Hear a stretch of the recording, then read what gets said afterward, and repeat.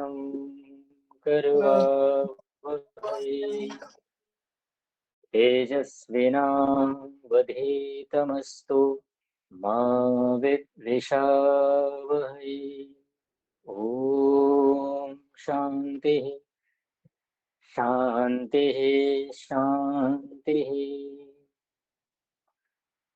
उपनिषद की कक्षा में आप सभी का हार्दिक स्वागत अभिनंदन है। उपनिषद की कक्षा के अंतर्गत कठोपनिषद के द्वितीय वल्ली के ऊपर हम विचार कर रहे हैं। द्वितीय वल्ली में हम मंत्र संख्या 5 तक विचार कर चुके हैं। छठा आज हम पढ़ेंगे। कल जो हमने पढ़ा उसमें ये बताया गया था तीसरे नंबर के मंत्र में कि जो यमाचार्य हैं वो नचिकेता से कहते हैं कि जो धीर पुरुष होता है, विद्वान होता है, वो श्रेय मार्ग को ग्रहण करता आवाज है। नहीं आ रही उसका ग्रहण आचार्य कर जी। आ रही है आवाज तो आ रही है आचार्य जी। हाँ आ रही है जी।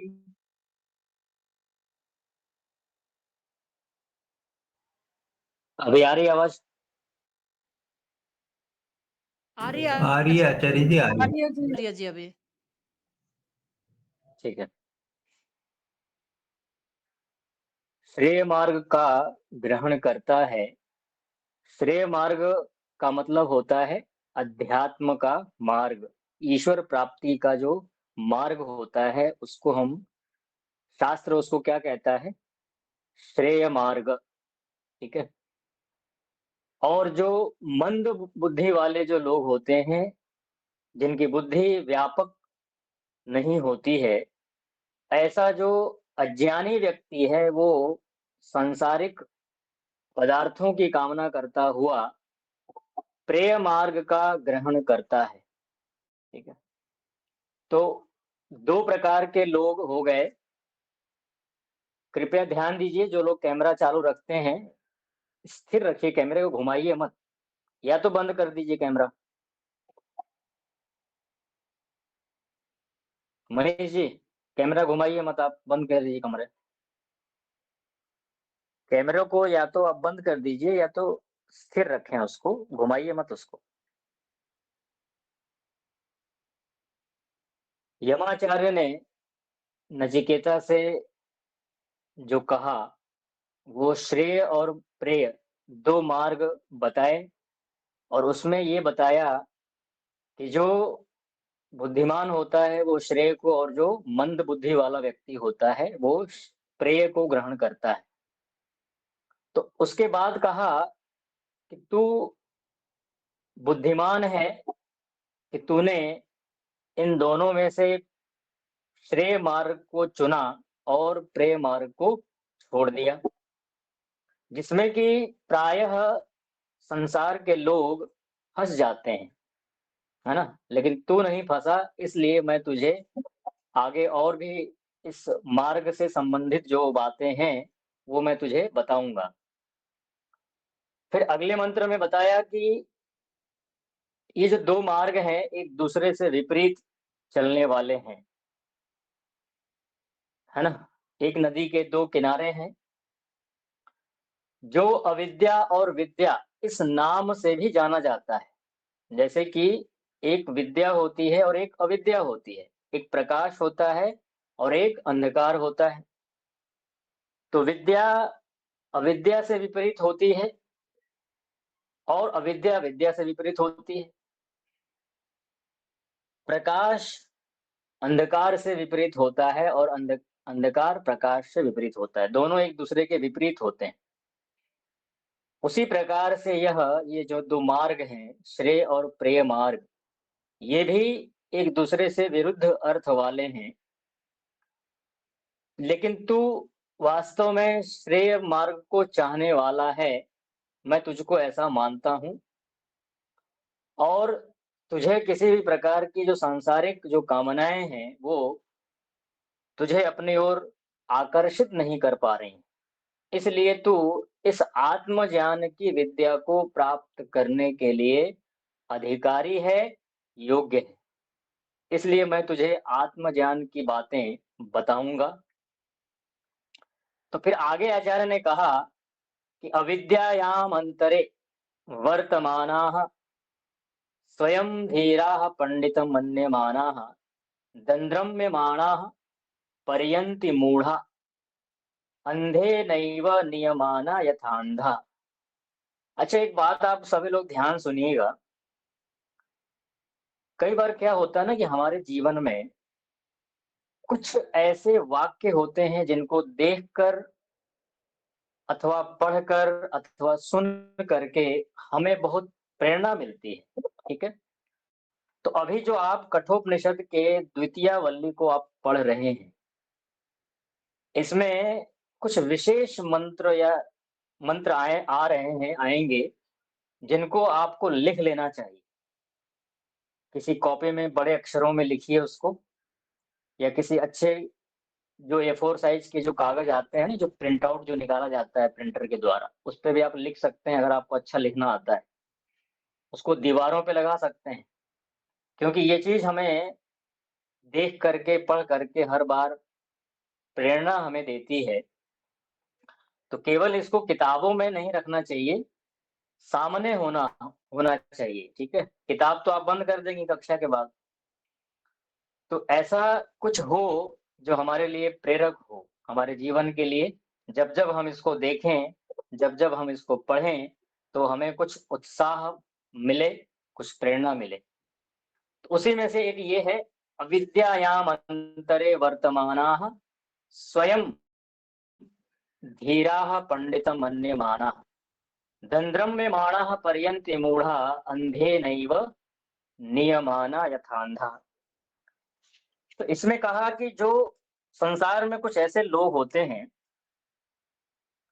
कि जो अविद्या में ग्रस्त हैं स्वयं, लेकिन वो खुद को क्या समझते हैं कि मैं सबसे अधिक क्या हूं, बुद्धिमान हूं, सबसे अधिक ज्ञानी हूं। तो उसके लिए बताया कि जो अविद्या के अंदर डूबे हुए हैं, ठीक है, अविद्यायाम अंतरे, उसके अंदर समाये हुए हैं, ठीक है। अविद्या के अंदर जो घुसे हुए लोग हैं, अज्ञान रूपी अंधकार में, स्वयं वो उसमें फंसे हुए हैं, लेकिन क्या समझते हैं अपने आप को, स्वयं धीराः। धीर का मतलब क्या होता है, बुद्धिमान, ज्ञानी। स्वयं को विवेकी मानते हैं, स्वयं को ज्ञानी समझते हैं। और क्या मानते हैं वो, पंडितम मन्यमाना। ध्यान रखिएगा, आपसे कोई सवाल करेगा इस मंत्र को लेकर के, ठीक है, तो इसमें जो अविद्या में जो ग्रस्त है, अविद्या में जो डूबा हुआ है, वो अपने आप को क्या क्या मानता है। एक तो अपने आप को धीर मानता है, और दूसरा अपने आप को पंडित मानता है, ठीक है। पंडितम मन्यमाना, वो वैसे ये आपस में मिलते जुलते शब्द हैं, मतलब इनका अर्थ एक ही है मोटा मोटा, पर अलग अलग शब्दों का यहाँ प्रयोग है। पंडितम मन्यमाना बुद्धिमान समझते हैं, और दंद्रम्य माना बार बार कुटिल आचरण करने वाले, ठीक है। दंद्रम्य माना का मतलब क्या होता है, कुटिल आचरण करने वाला जो व्यक्ति है, उल्टे रास्ते पे चलने वाला, गलत मार्ग पे चलने वाला जो व्यक्ति है, ऐसे व्यक्ति मूढ़ा, कर्तव्य और अकर्तव्य से जो विमुख हो चुका है, जिसको ये पता ही नहीं है कि हमारा कर्तव्य क्या है, हम और हमारा अकर्तव्य क्या है, धर्म क्या है, अधर्म क्या है, नहीं पता उसको, उससे अनभिज्ञ है। उसके लिए बताया कि उल्टे मार्ग पर चलते हुए मूढ़, वो जो मनुष्य है, वो क्या होता है उसकी स्थिति, यथा जैसे जिस प्रकार से अंधा अंधेन एव, नेत्र विहीन जो पुरुष होता है, ऐसा जो व्यक्ति अगर किसी से रास्ता पूछेगा, और वो जो रास्ता बताने वाला व्यक्ति वो भी अंधा हो, तो क्या वो सही रास्ता बता सकता है। पूछने वाला भी अंधा और बताने वाला भी अंधा हो, तो हो गया फिर। जहाँ जिसको जाना है वो पहुँच ही नहीं सकता अपने मंजिल की ओर। तो नेत्र विहीन पुरुष के साथ ही चलने वाले के समान नियमाना, नि धातु है चलने अर्थ में, चलने वाले हो उसी प्रकार पर्यंती चारों तरफ घूमते रहते हैं, उनको लक्ष्य की प्राप्ति नहीं होती। तो ये यमाचार्य ने नचिकेता को बताया कि ऐसे लोग होते हैं संसार में, ठीक है। तो उसी के लिए बताया अविद्यायाम अंतरे वर्तमान। अब आगे जो कहेंगे छठे में कि जो अविद्याग्रस्त लोग होते हैं संसार में, उनको अलग रूप में बता रहे हैं कि उनकी स्थिति और भी किस प्रकार की देखी जाती है, ठीक है, कि जो खुद मूढ़ हैं, ठीक है, ऐसे व्यक्ति को धर्म की बातें समझ में नहीं आती। जो अपने आप में अभिमान में ग्रस्त है, अभिमान में चूर है, उसको धर्म की बातें, उसको न्याय की बातें समझ में नहीं आती हैं, वो सुनेगा ही नहीं आपकी बात, ठीक है। ऐसे लोग भी संसार में होते हैं जो कि धन के मोह से मूढ़ हैं, वो बताएंगे इसमें। न सांपरायः प्रतिभाति बालम, इसको भी आप कहीं लिख लीजिएगा। न सांपरायः प्रतिभाति बालम प्रमाद्यंतम वित्त मोहेन मूढ़म, अयम लोको नास्ति पर इति मानी पुनः पुनः वशम आपद्यते। कितना अच्छा, देखिए ये मंत्र है एक प्रकार से कि वित्त मोहेन, वित्त आप जानते हैं ना, वित्त का मतलब क्या होता है, धन, संपत्ति। वित्त मोहेन, धन के मोह से ग्रस्त। धन का मोह क्या होता है आप लोग जानते हैं? धन का मोह ये होता है कि धन से जिसका विशेष लगाव हो चुका है, धन, धन की कोई कमी नहीं है, लेकिन वो चाहता है कि मैं धन से चिपका रहूं, धन हमारे पास से कहीं जाए नहीं, किसी को हमें देना ना पड़े। ये जो धन है ना, ये सिर्फ मेरा है, ठीक है। आपसे कोई पूछेगा कि धन के मोह से मूढ़ व्यक्ति कौन होता है, उसका लक्षण क्या है, तो आप क्या उत्तर देंगे? धन के मोह से मूढ़ व्यक्ति का लक्षण ये होता है कि उसके पास पैसा तो है, लेकिन वो किसी चीज में, किसी धर्म कार्य में खर्च नहीं करना चाहता, उसे चिपका रहना चाहता है। किसी को देने की उसके अंदर भाव नहीं है। वो सोचता है कि बस और ले लूं और ले करके उसके ऊपर बैठा रहूं कुंडली मार करके। इस प्रकार की जो वृत्ति, इस प्रकार की जो भावना होती है ना, उसको कहते हैं वित्त मोहेन मूढ़म। धन के मोह में मूढ़ हो चुका है, उसको पता नहीं कि भगवान ने जो दिया है ना, उसका सदुपयोग होना चाहिए समाज में, नहीं करेगा तो भगवान फिर छीनना भी जानता है। भगवान के पास ना पूरे अधिकार होते हैं, पूरे अधिकार होते हैं, अगर वो देता है ना तो छीनना भी उसको आता है। कैसे छीना जाता है वो तो वही जानता है, किस प्रकार से धन निकल जाए। तो उसके लिए यहाँ पर है कि धन को इकट्ठा करके केवल रखे रहना, है ना, जरूरत जहां है उस पे खर्च न करना। उसके लिए किसी विद्वान ने कहा है धन के बारे में कि गतयोः वित्तस्य तिस्रः गतयो वित्तस्य, ठीक है। संस्कृत का एक वाक्य है, तिस्रः गतयो वित्तस्य, ठीक है। तीन प्रकार की गति होती है वित्त की, धन की। एक पहला गति क्या है, उस धन का उपभोग करना, उसको सही मार्ग में उसका प्रयोग करते हुए उसको उपभोग करना। दूसरा होता है दान कर देना, अच्छे कार्यों, कहीं भी नहीं करना होता है। जो अच्छे कार्य होते हैं समाज के उपकार के लिए, लोगों के लिए भलाई के लिए जो कार्य होते हैं, विद्या की जो परंपरा होती है, धर्म की वृद्धि के लिए जितने भी कार्य किए जाते हैं, चाहे कोई भी कर रहा हो, उसको देना, दान करना। आश्रम गुरुकुल चलते हैं, गुरुकुल में देना, जो वैदिक गुरुकुल हैं। तो इस तरह से उसका सदुपयोग होता है। और तीसरी जो गति होती है वो क्या होता है, वो उसका सर्वनाश हो जाता है। नहीं, वो आपके काम में नहीं आया धन, आपने तो सारा जीवन लगा करके धन इकट्ठा कर लिया, पसीने बहाए, खून बहाए, लेकिन ना तो वो आपके काम आया ना धर्म के कार्य आया, है ना? वो ऐसे बेकार चला गया। तो उसको आपने संग्रह करके रखे रहे तो अंतिम जो स्थिति होती है वो नाश होती है। इसलिए कहा तिस्रो गतयः वित्तस्य। तो ऐसे व्यक्ति को यहाँ पे कठोपनिषदकार कहते हैं वित्त मोहेन। मूढ़म, मूढ़ हो चुका है, मूढ़ बन चुका है। और प्रमाद्यंतम, प्रमादी। प्रमादी का मतलब क्या होता है? प्रमाद का मतलब होता है सामर्थ्य होते हुए भी, लिख लीजिए परिभाषा है ये प्रमाद का।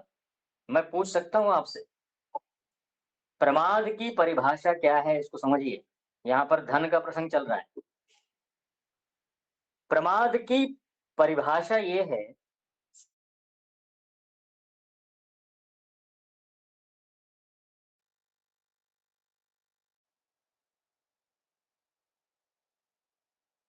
भोग न करना।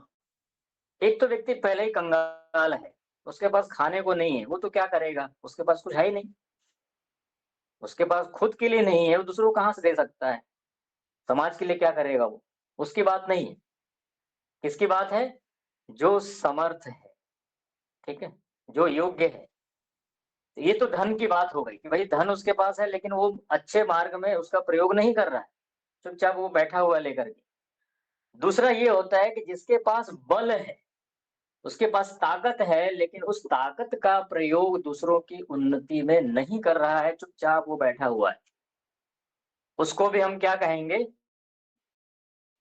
प्रमादी बोलेंगे।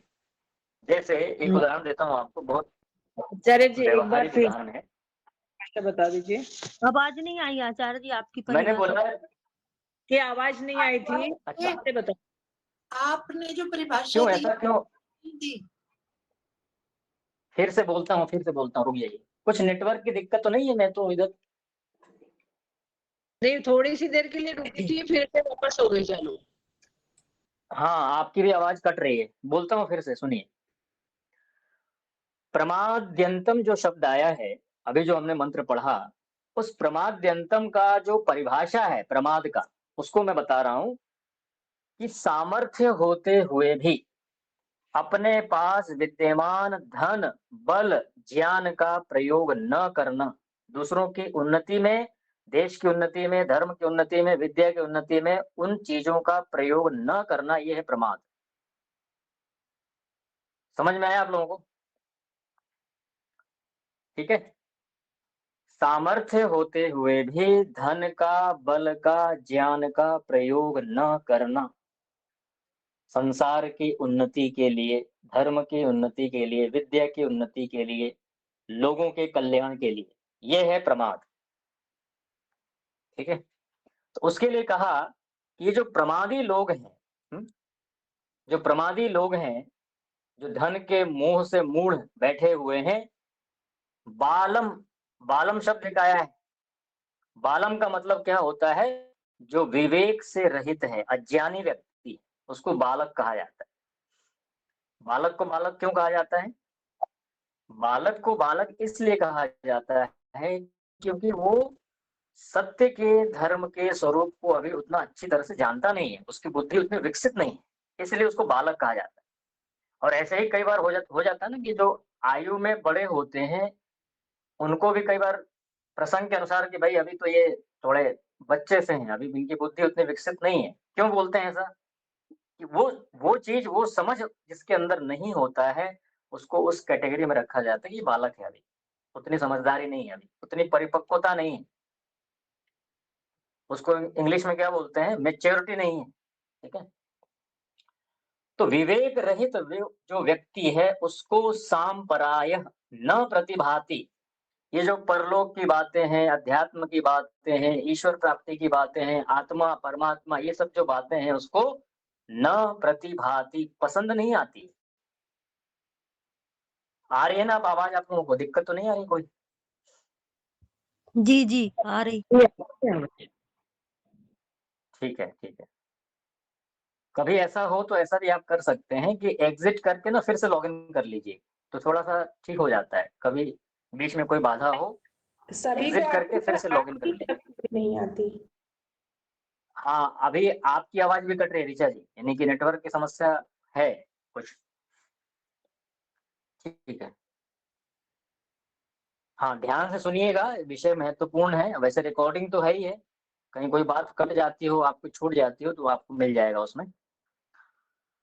तो ये क्या कहा कि जो ऐसा व्यक्ति है, उसको परलोक की न प्रतिभाति, परलोक की जो बातें होती हैं, अध्यात्म की जो बातें होती हैं, आत्मा परमात्मा की जो बातें होती हैं, उसको ये बात समझ में नहीं आती है। और अयम लोकः पर नास्ति, और वो क्या कहता है पता है? वो ये कहता है कि अयम लोकः नास्ति, यह संसार कुछ नहीं है, ये सब माया जाल है, कुछ है ही नहीं, वास्तविकता नहीं है इसमें। अयम लोकः, यह जो प्रत्यक्ष दिखने वाला जो भौतिक सुख है, इससे परे दूसरा नास्ति, दूसरा कोई सुख है ही नहीं, दूसरा जन्म होगा ही नहीं। आपने कई बार सुना होगा ना लोगों से, अक्सर आपने सुना होगा कहते हुए, यही जीवन है, अगला कोई जीवन नहीं होगा। किसने देखा है? इसी जीवन में खाओ पियो मौज करो, खूब पैसे कमाओ, जितना हो सकता है संसार के आनंद में मग्न हो जाओ। तो ऐसा जो व्यक्ति है, उसके लिए कहा यही जो प्रत्यक्ष हमें आंखों से दिख रहा है, इतना ही है, आगे कुछ नहीं है।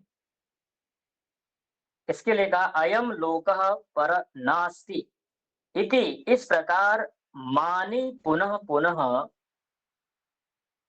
पुनः पुनः वशम आपद्यते। तो इस प्रकार से मिथ्या अभिमान करने वाला, मानी का मतलब क्या होता है? मिथ्या अभिमान करने वाला जो व्यक्ति है, ऐसा मानने वाला जो व्यक्ति है, पुनः पुनः बार बार मेरे यानी मृत्यु के वशम आपद्यते, मृत्यु के वश में आता है, बार बार रिपीट होगा। कौन चाहता है कि मैं मरूं? कोई चाहता है? कोई नहीं चाहता है, लेकिन मरना पड़ता है, मरना निश्चित है। ये जो न मरने का जो भाव है, ये कब पूरा होगा?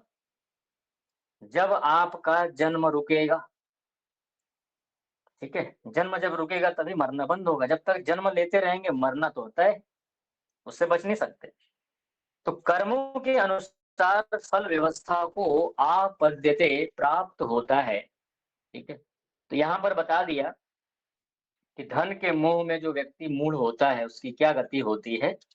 बार बार वो संसार के चक्र में घूमता रहता है, और ऐसे व्यक्ति को धर्म की बातें, आत्मा परमात्मा की बातें समझ में नहीं आती।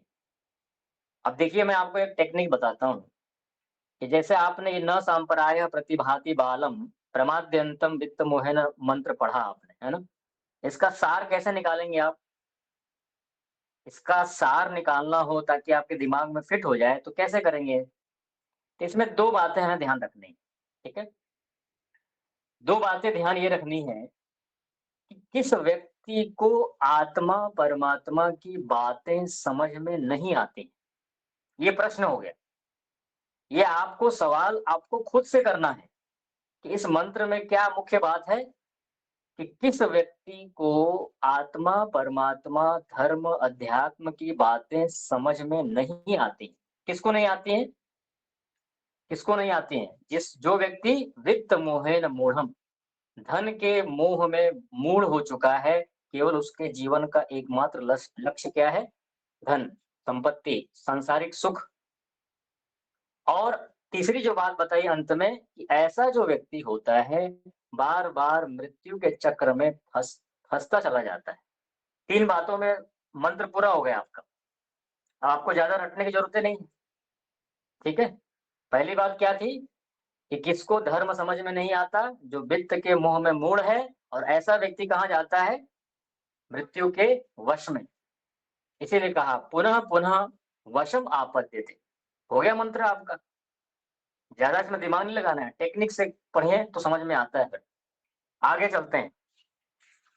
अब जब भी कभी इस मंत्र को आप सुनेंगे कठोपनिषद के, न सांपरायः प्रतिभाति बालम प्रमाद्यंतम वित्त मोहेन मूढ़म, जैसे ही आपने वित्त मोहेन सुना, तुरंत आपके दिमाग में वो रिपीट हो जाएगा, अरे ये तो यही है जो हमने पढ़ा था।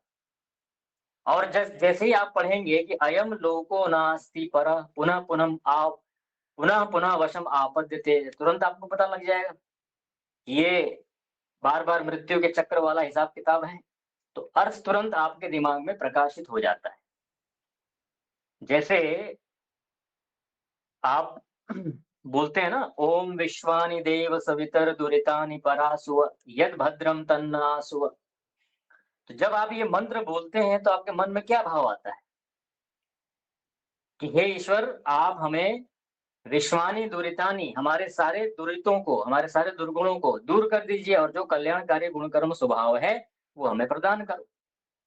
बस, ज्यादा रटने की जरूरत नहीं, उसका सार पकड़ में आना चाहिए आप। ठीक है। ऐसे ही जब हम मनुस्मृति पढ़ेंगे तो मनुस्मृति के बारे में आपको पता है ना कि अभी सत्यार्थ प्रकाश में आपने जो छठा समोल्लास पढ़ा, चौथा पढ़ा, पांचवा पढ़ा, सातवां पढ़ा, आठवां पढ़ा, कितने सारे श्लोक आए मनुस्मृति के। तो मनुस्मृति जब आप पढ़ेंगे या जो भी, अभी तो मुझे लगता है कि जो सर्वे मैंने निकाला है उस सर्वे में मनुस्मृति वाले अधिक हैं। तो उस दृष्टि से मैं कह रहा हूँ, वैसे तो गीता का विकल्प मैंने रखा हुआ था, पर मनुस्मृति वाले लोग ज्यादा हैं। तो मनुस्मृति के जो श्लोक आपके समक्ष आएंगे, उसको आपके उस श्लोक के सार को समझना है कि उसमें कहा क्या जा रहा है। तो अगर आपने उसके सार को समझ लिया तो आपको ज्यादा दिक्कत नहीं आएगी, किसी को समझाने में या खुद समझने में सरल होगा। तो ये बात यहाँ पर कह दिया। अब आगे कहेंगे कि यमाचार्य बोलेंगे कि अविद्याग्रस्त की निंदा की उन्होंने, विद्वान मुमुक्षु जनों की प्रशंसा भी की उन्होंने, विद्वानों की प्रशंसा भी की, और जो अविद्या से ग्रस्त व्यक्ति है इस संसार में उसकी निंदा भी करी। अब मैं आपसे एक सवाल करूं, ठीक है, कि आखिर आचार्य ने विद्वान मुमुक्षु जनों की प्रशंसा कहां पर की? तो आप क्या उत्तर देंगे? किस मंत्र में किया?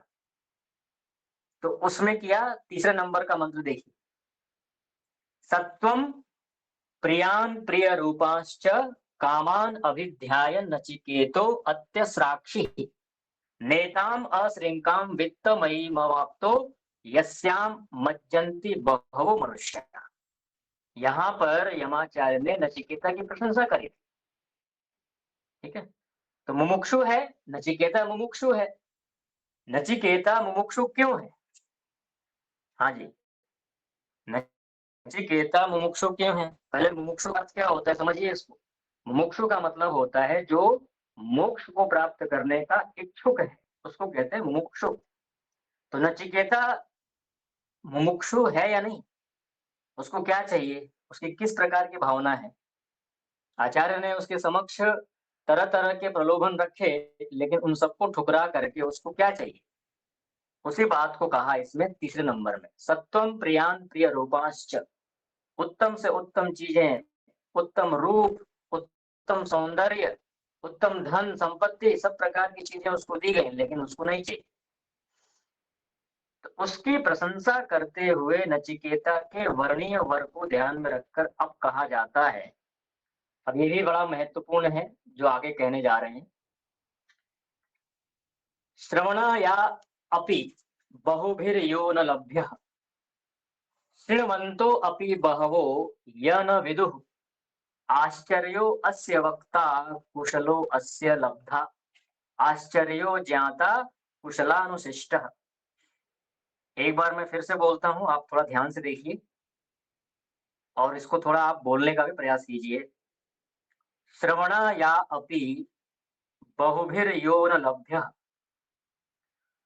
शृण्वन्तो अपि बहवो यम न विदुः आश्चर्यो अस्य वक्ता कुशलो अस्य लब्धा आश्चर्यो ज्ञाता कुशलानुशिष्टः।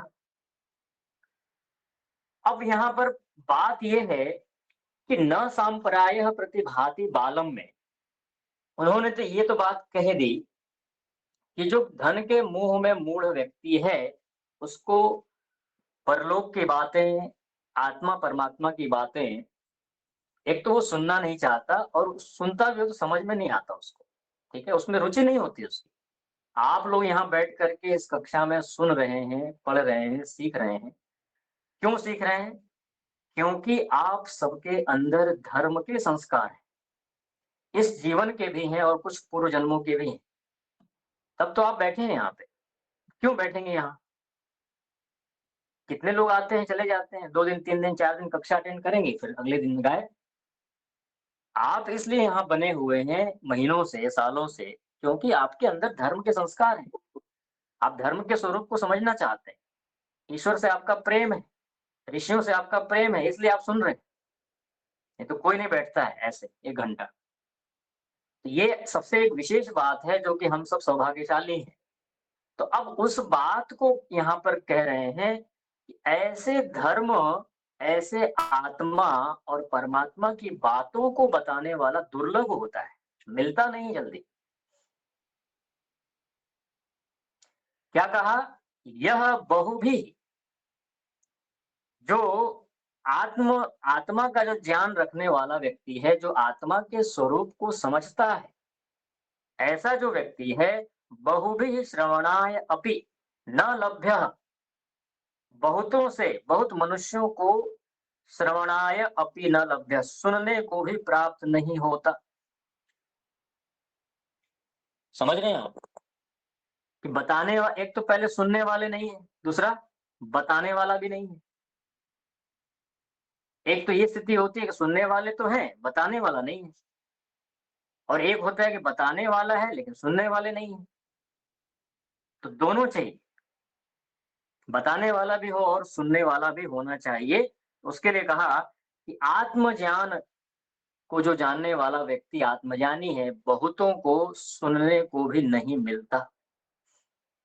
आत्मज्ञान की बातें, अच्छा पाकिस्तान में रहने वाला व्यक्ति, क्या है अभी जो आप लोग यहाँ बैठ बैठ करके उपनिषद पढ़ रहे हैं, सत्यार्थ प्रकाश पढ़ रहे हैं, आगे मनुस्मृति पढ़ेंगे, रामायण पढ़ेंगे, गीता पढ़ेंगे, महाभारत पढ़ेंगे, सब पढ़ेंगे। क्या वो सोच सकते हैं पाकिस्तान में रहने वाले लोग? क्या उस प्रकार का वातावरण है वहाँ? क्या उस प्रकार का माहौल है? नहीं है। अफगानिस्तान में रहने वाला क्या सोचेगा? सीरिया में रहने वाला क्या सोच सकता है? हम सब यहाँ सौभाग्यशाली बनकर बैठे हुए हैं और उस चीज को सुन रहे हैं और समझ रहे हैं, अपने जीवन की उन्नति कर रहे हैं।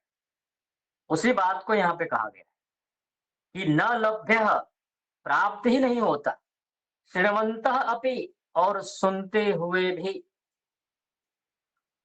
श्री धातु है सुनने अर्थ में, उससे बना श्रृण्वन्तः। श्रृण्वन्तः अपि, सुनते हुए भी, बहवः, बहुत सारे, यम न विदुः, उसको जानते ही नहीं। जैसे मान लीजिए कि कोई विद्वान उपदेश कर रहा है सार्वजनिक, ठीक है, बहुत अच्छी-अच्छी बातें कर रहा है, बहुत व्यवहारिक बातें हैं, अध्यात्म की बातें हैं, अच्छी बातें हैं। तो उसमें से जो 1000 लोग बैठे हैं, 1000 लोगों की बुद्धि अलग-अलग प्रकार की है ना। कोई तो हो सकता है कि सुन करके वहाँ से हट जाएगा 2 मिनट में, और कोई ये है कि वहाँ सुनता रहेगा। तो इसके लिए योग दर्शन में एक बात कही गई है, इसको ध्यान सुनिएगा कि इस प्रकार की बातों को सुनने के बाद जब व्यक्ति के अंदर कुछ, क्या बोलते हैं उसको, कुछ ऐसे भाव उत्पन्न होते हैं जिससे उसको थोड़ी देर के लिए उसकी आंखों से आंसू भी आ जाता है एकांत में। क्यों आता है? ये सोचता है कि ये चीज हमें पहले क्यों नहीं मिली, इतना इसमें विलम्ब क्यों हो गया। और ये आंसू निकलने वाला व्यक्ति प्रायः बड़ी उम्र का होता है, क्योंकि उसको ये लगता है कि अगर मुझे बचपन में ही 20 साल की आयु में, 15 साल की आयु में, 22 साल की आयु में, 23 साल की आयु में बातें सुनने को मिली होती, तो आज मैं कहाँ से कहाँ होता। ये सोच सुन करके, समझ करके वो रोता है, उसकी आंखों से आंसू निकलता है। इसका मतलब ये हुआ कि कुछ तो है उसके अंदर, कुछ तो धर्म के संस्कार हैं जिनको सुनने के बाद वो ये सोच रहा है कि हाँ, ये चीज हमें बहुत पहले मिलनी चाहिए थी। लेकिन दुर्भाग्य क्या है कि जो युवा होते हैं, चाहे लड़के हों चाहे लड़कियां हों, जो युवा वर्ग होता है 20-22 की उम्र जो होती है, उसमें तो बुद्धि कुछ और दिशा में चलती है। अब जब वही व्यक्ति बड़ी आयु का होता है, तब उसको समझ में आता है कि नहीं, ये चीज हमें पहले चाहिए थी। इसके लिए ऋषि लोग कहते हैं, या तो आप संसार की घटनाओं को देख करके सतर्क हो जाओ, या तो अपना हाथ पैर तुड़वाने के लिए तैयार रहो। या तो पहले ही देख लो कि किसी की उँगली जलती है आग में डालने से, अपनी उँगली बचा लो। या तो खुद उँगली डाल करके आग में देखो, चेक करो कि हाँ, आग में उँगली डालने से जलता है। तो इसमें बुद्धिमान व्यक्ति कौन होगा? कि भाई जो दूसरा व्यक्ति जिसका जला है, उससे सीख ले लेगा। एक कहावत चलता है ना कि किसका जला हुआ छाछ फूँक कर पीता है, दूध का जला हुआ, ठीक है? हाँ, यही है ना, दूध का जला हुआ व्यक्ति मट्ठा भी फूँक-फूँक करके पीता है। तो वो व्यक्ति सावधान हो गया ना। अब उसके दिमाग में इतनी हाई अलर्ट मोड पे आ गया कि अब वो छाछ भी फूँक रहा है, क्योंकि पता है भाई छाछ तो वैसे ही ठंडा होता है, तो ज़्यादा ही उसके दिमाग में फिक्स हो गया। तो उसके लिए यहाँ पे कहा कि ये जब चीज़ें होती हैं, सुनने को भी नहीं मिलती हैं, और जिसको सुनने को मिलती हैं, वो उसके रहस्य को समझता नहीं है, उसके महत्व को समझता ही नहीं, कि कितनी बड़ी चीज़ है ये। लाखों करोड़ों रुपया इसका कोई मोल थोड़ी होता है, इसका मोल नहीं होता है, क्योंकि ये चीज़ आपके आत्मा का सुधार करती है, अगले इस जीवन के लिए भी और अगले कई जन्मों के लिए। तो उसकी कोई मोल तो लगा ही नहीं सकता ना, अनमोल होता है ये चीज़ जो है, आप जो सुन रहे हैं, ये अनमोल चीज़ है। जो ऋषियों की विद्या है, वेदों की विद्या है, ये कोई सामान्य विद्या नहीं है। लेकिन एक बात और जुड़ती है यहाँ पे, कि कभी-कभी ऐसा हो जाता है, हमारे अंदर भाव आ जाते हैं, भई एक कहावत है ना, घर की मुर्गी दाल बराबर। जिसके पास जब चीज़ें ब अधिक मात्रा में, विपुल मात्रा में जब उपलब्ध होती हैं, तो प्रायः व्यक्ति उसके महत्व को समझता नहीं है। लेकिन अगर वही चीज़ अगर उसको कठिनाई से प्राप्त होती है, तो उसके महत्व को समझता है। कीमत दे करके उसको लेना पड़ता है, तो उसकी कीमत समझता है। ये चीज़ देखा जाता है ना, परिवारों में भी देखा जाता है। जिस माता-पिता के द्वारा बच्चों को सारी सुविधाएँ मिल जाती हैं आसानी से, वो प्रायः हुँ, वो प्रायः उसके महत्व को समझता नहीं है। लेकिन अगर उसने मेहनत से पैसे इकट्ठे किए हैं, तो एक-एक रुपया भी खर्च करते में समय सोचता है वो, 10 बार सोचेगा। लेकिन वही है, तो यही चीज़ यहाँ भी होता है कि अगर आपने उस चीज़ का महत्व समझना है, तो आपको ये समझना पड़ेगा कि ये चीज़ कितनी उपयोगी है हमारे लिए, हमारी पीढ़ी के लिए, हमारे समाज के लिए, हमारे देश के लिए, राष्ट्र के लिए। तो जो आत्मज्ञान को सुनने को भी नहीं मिलता, और सुनते हुए भी जिसको नहीं जानता जो व्यक्ति, इस आत्मज्ञान का वक्ता, अस्य वक्ता आश्चर्यः, कोई बिरला ही होता है, जो आत्मज्ञान की बातें करे। आप स्कूल गए, कॉलेज गए, यूनिवर्सिटी गए, कितने लोगों ने आपसे बात की आत्मज्ञान के विषय में? कोई कॉन्सेप्ट है वहाँ? कोई आत्मा परमात्मा की बातें होती हैं वहाँ? नहीं होती। धर्म की बातें होती है? नहीं। क्या होती है? कि आप जीवन में कैसे अधिक धनवान बन सकते हैं, आप जीवन में कैसे अधिक से अधिक सुख साधनों को इकट्ठा कर सकते हैं, यही बताया जाता है। जीवन में आप कितना अधिक स्वार्थी बन सकते हैं, ये सिखाया जाता है। ये विशेष बात है। कितना अधिक आप अपने लिए जी सकते हैं, ये सिखाया जाता है। कितना अधिक आप संग्रह कर सकते हैं, ये सिखाया जाएगा। यही है, सारा वही चलता है। लेकिन अध्यात्म की जो विद्या है, वेद की जो विद्या है, यहाँ पर ऐसा कोई कॉन्सेप्ट नहीं है, ऐसा कोई विषय है ही नहीं। यहाँ क्या सिखाया जाता है? वसुधैव कुटुम्बकम, सारा संसार हमारा परिवार है। और जब हम परिवार मान लेते हैं, तो केवल अपने लिए जीते नहीं, हम सबके लिए जीते हैं। हमारी दृष्टि कैसी हो जाती है? व्यापक हो जाती है। अभी तक हमारी दृष्टि केवल एक जगह टिकी हुई थी, बस परिवार में। लेकिन अब हमारी दृष्टि थोड़ी व्यापक हो गई। नहीं, अब हमारा केवल अपना ये 2-4 बच्चों वाला परिवार, परिवार नहीं। केवल हमारी वही माँ नहीं है जिसने हमें जन्म दिया है, हमारी बहुत सारी माताएँ हैं। हमें तो नहीं लगता हम एक माँ को छोड़ के आए घर पे, 10 साल हो गए, ठीक है? तो एक माँ को छोड़ के हमें कितनी माताएँ मिल गई? सभी का प्रेम मिलता है हमें, हमें कोई दिक्कत नहीं। एक को छोड़ा अनेकों मिल गई, परिवार मिल गया हमें। हम जिस घर में जाते हैं हमें कभी नहीं लगता कि हम दूसरे घर में हैं, हमें लगता है ये अपना घर है, क्योंकि वो प्रेम, वो चीज़ हमें मिलती है और हम भी लोगों को कुछ देते हैं।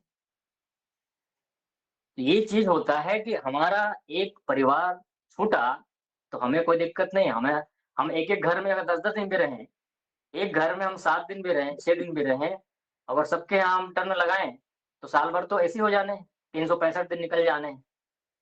तो मुझे क्या अपने घर की ज़रूरत है? नहीं है। तो ये चीज़ जो होता है, संग्रह जो होता है, ये क्या होता है? ये बाधक होता है। और इसके लिए ही कहा यहाँ पे कि इस प्रकार का कोई विरला ही होता है जो इस प्रकार की बातें करता है, लोगों को सुनाता है, और सुनने वाले भी बहुत कम ही होते हैं।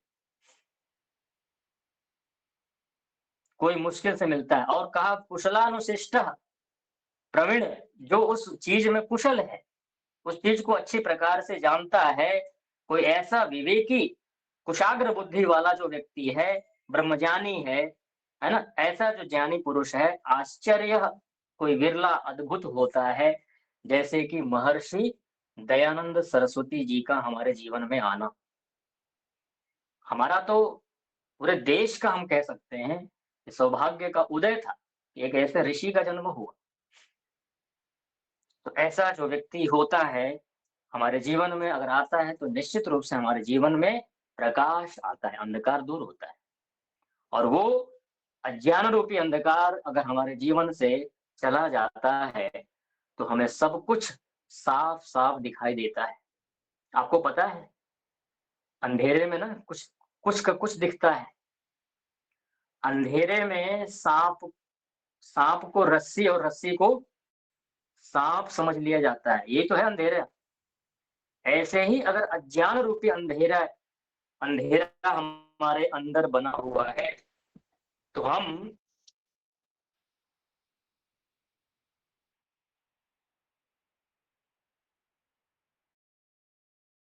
रहेंगे, आवाज नहीं आ अज्ञान रही बना रहेगा।